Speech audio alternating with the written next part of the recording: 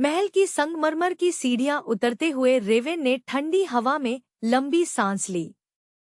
आखिरकार दावत खत्म हो चुकी थी और हवा के एक हल्के झोंके ने उसके स्लेटी रेशमी लबादे को हवा में लहरा दिया। प्रांगण में मशालें टिमटिमा रही थी और रात काफी शांत थी। तेमिर की खौफनाक नजरें पड़ने के बाद भी जिस तरह उसने खुद को संभाले रखा था, उससे उसे खुद पर फक्र महसूस हो रहा था। जब वह अपनी बग्घी की ओर बढ़ी तो मोमबत्तियों की आखिरी लौ महल की दीवारों पर नाचती हुई महसूस हो रही थी। रेवेन बग्घी के प्लेटफॉर्म पर कदम रखने ही वाली थी कि अंधेरे में से एक धीमी आवाज आई, लेडी रेवेन। वह चौंक कर मुड़ी और उसने देखा कि ड्यूक एलिस्टेयर ड्रेवन उन खंभों के पास से आगे आ रहे हैं जहां वो इंतजार कर रहे थे। हालांकि वह शांत दिखने की कोशिश कर रही थी, पर उसकी धड़कनें तेज हो गईं। उनका लंबा शरीर मशाल की रोशनी में एक साँचे की तरह दिख रहा था और उनकी गहरी आंखें उसी पर टिकी थी, इतनी शिद्दत के साथ जिसे उसने पहले कभी पूरी तरह से नहीं समझा था। रेवेन ने अदब से झुककर अभिवादन किया। My Lord. एलिस्टेयर के होंठ एक हल्की, लगभग शर्मीली मुस्कान में बदल गए। क्या मैं आपके जाने से पहले एक बात कह सकता हूँ? उन्होंने धीरे से पूछा। उसने सहजता से जवाब दिया, बिल्कुल ड्यूक ड्रेवन। वे बग्घी से कुछ कदम की दूरी पर खड़े रहे। रात पूरी तरह घिर चुकी थी और प्रांगण लगभग शांत था। किसी को कोई जल्दी नहीं थी। एलिस्टेयर ने पल भर के लिए उसे देखा और उनकी आवाज धीमी हो गई। आपने आज रात की दावत को बहुत ही सलीके से संभाला, रेवेन। तारीफ सुनकर रेवेन के गालों पर लाली छा गई।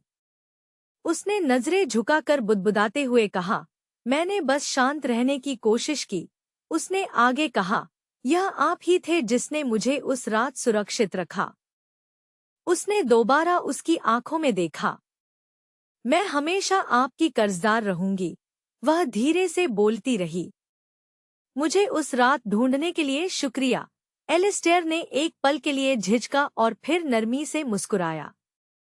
तुम मुझ पर कोई कर्जदार नहीं हो, उसने कहा। तुम्हें सुरक्षित देखना ही मेरे लिए सबसे बड़ा इनाम है। उसने एक गहरी सांस ली और धीरे से कहा, अगर तुम मुझे एक चीज की इजाजत दो तो कृपया मुझे बस एलिस्टेयर कहकर बुलाओ। इस बेबाकी और अपनेपन से एकदम हैरान होकर रेवेन ने हैरानी से उनका चेहरा देखा।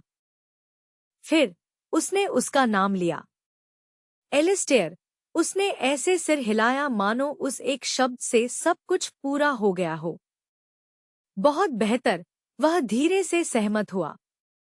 उस रात के बाद से मैं तुम्हारे बारे में सोचना बंद नहीं कर पाया। तुम्हें यहाँ बिल्कुल सही सलामत देखकर मुझे बहुत तसल्ली हुई। रेवेन ने अपने सीने में एक अजीब सी गर्माहट महसूस की। उन दोनों के बीच एक अनकहा सा खिंचाव था। रेवेन की आवाज शांत थी, मैं आपकी आभारी हूँ, एलिस्टेयर। आपने मेरी जान बचाई। उसने हल्के से सिर हिलाया। उस रात तुम बहुत बहादुर थी।